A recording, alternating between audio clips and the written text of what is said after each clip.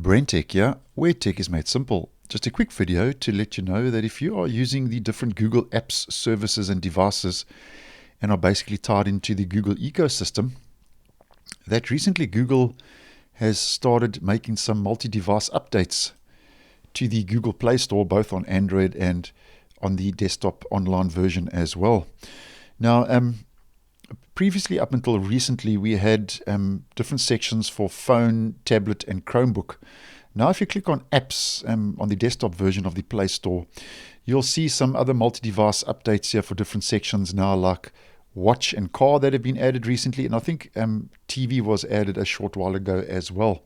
So basically what's happening here is they've added non-phone Android device tabs and sections where you'll be able to install the different apps and games pertaining to that new and different hardware now for TV, watch and car.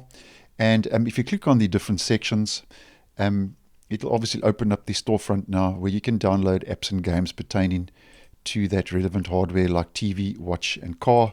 So if you are using Android Auto as an example, yeah, you can get a whole lot of different apps and games pertaining to Android Auto, or the Google Watch or the Google TV as another example. So it opens up those storefronts for the relevant apps. And if you are using Google Play, the Play Store on mobile, if you head to the top of the app where you see the different sections for you, top charts, kids, events, and so on, you'll see another new section now called Other Devices. And when you click on that, it will also now open the different sections now pertaining to their multi-device support now they've added recently, like TV, watch and car. So just want to let you know, if you are using the different apps, the Google apps and services, and are tied into the Google ecosystem, that multi-device support now has been added now to the Google Play Store. So thanks for watching, and I will see you in the next one.